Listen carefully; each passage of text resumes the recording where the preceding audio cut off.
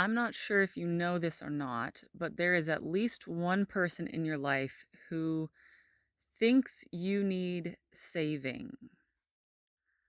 Or alternatively, this entire message could be kind of flipped around. And if you are thinking about someone in your life that you think needs saving, this message might be for them. So I want to address directly the person who might seem like you need saving. You do not need saving because there is nothing wrong with who you are and how you are and where you are. Yes, you have been through deep, deep, deep, deep challenges. Yes, you have overcome some Herculean obstacles. And yes, you have explored some of the deepest corners of the human psyche. Perhaps your life might appear to be in shambles. Perhaps things just aren't the way you think they should be. None of that means that you need to be saved. None of that means that there's anything wrong with you. None of that means that you are broken, right? There's this word broken. Perhaps you sometimes feel like you are broken. Perhaps other people look at you and think that you are broken. But that's not really the case. You need to understand that your life path hasn't just been to accumulate brokenness and this feeling or sensation of being broken. That is not the sum total of what your life is about. There is a much bigger picture that you will one day be able to perceive, and you will understand that the path you have walked, that right now it might make you feel like you are broken in some way, shape, or form. This path was actually a detour you took so that you could cultivate a very special type of gentleness and softness. But do not mistake what I mean when I say gentleness and softness, because it is not at all, this is not the softness or the gentleness of weakness. And it's not even the gentleness of being nice or being kind. In fact, you might not necessarily even think of yourself as a very nice or kind person. It's not a type of softness that we normally encounter. It is a different type of softness, and that's why there's not really a good word for it. It is the softness of a lion gently placing his paw on someone without inflicting any harm.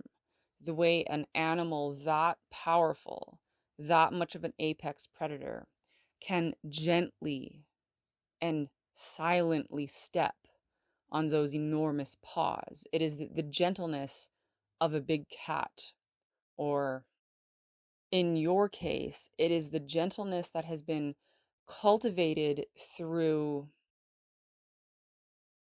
being forced to accept something about yourself, or being forced to accept something about reality, or being forced to accept something about your life. Like, I never thought it would come to this. I never thought I would be in a place like this.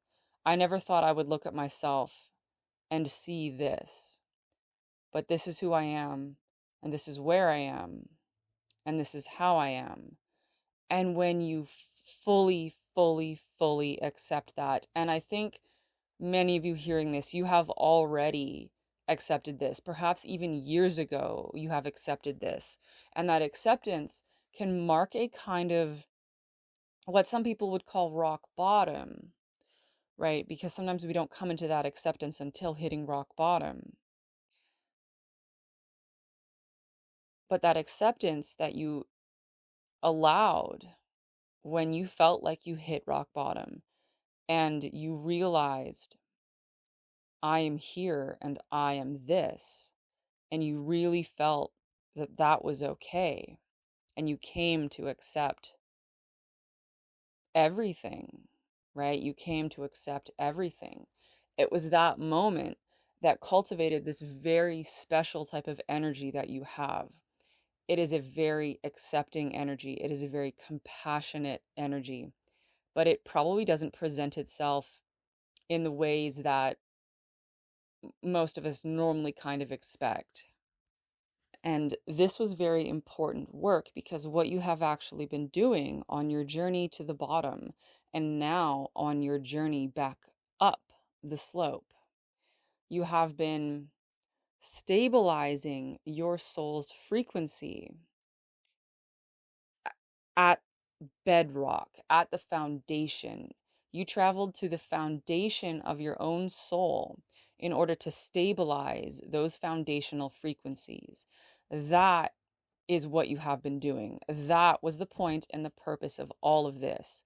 You had to walk this path so that you could stabilize the foundational frequencies of your own soul. And this is a very special thing that you have done because there are other versions of yourself, even right now, other living incarnations of you. You are living simultaneous incarnations. You are alive right now, other versions of yourself living different lives.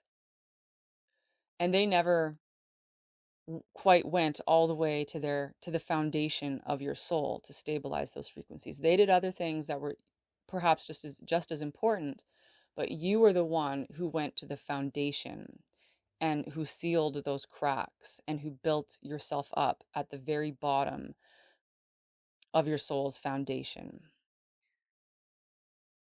And you actually have an opportunity now to reunite with your other soul facets, your other soul fractals, to reunite with those other versions of yourself. There are so many different ways that can play out, but just know now you can reunite and reconnect with all of the other versions of yourself, and you as a greater being, you as an expanded soul. Now you are so much more than you have ever been before, and the potential realities that lie before you, they are literally the things of your deepest fantasies. They are literally the things of your greatest dreams. And you have the potential now to step into a life and a reality that you won't even really be able to believe it. You right now, like, what if I were to tell you that your most secret fantasy is about to come true? Your deepest desire is about to come true as long as you allow yourself to open up to these opportunities, because it is possible for you to decline them and for you to stay where you are. So this is why it's very important for you at this time to have the courage to admit to yourself what you actually want. And you might really be surprised by what you want, because it's probably not conventional. It's certainly not normal. And perhaps there's something about it that seems kind of strange to you. And it is absolutely unexpected. The the dream come true that is right in front of you, it is very, very unexpected. It is a dream that you have been dreaming, and perhaps you did not even know you were dreaming it. So, right now, it is so important to simply be open to new experiences, to allow your imagination to run wild, and do not put any limitations or fetters on your imagination or on your dreams or on your deepest desires. It is so important to be just wide, wide open.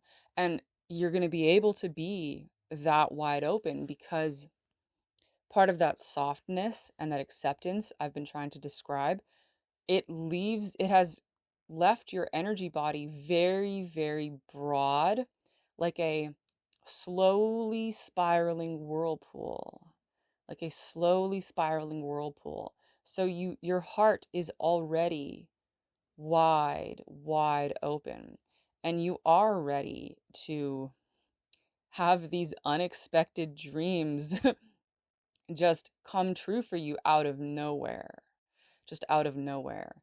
So, this is why I say you are not broken. And this is why I say you do not need rescuing. This is why I say you are perfect exactly as you are.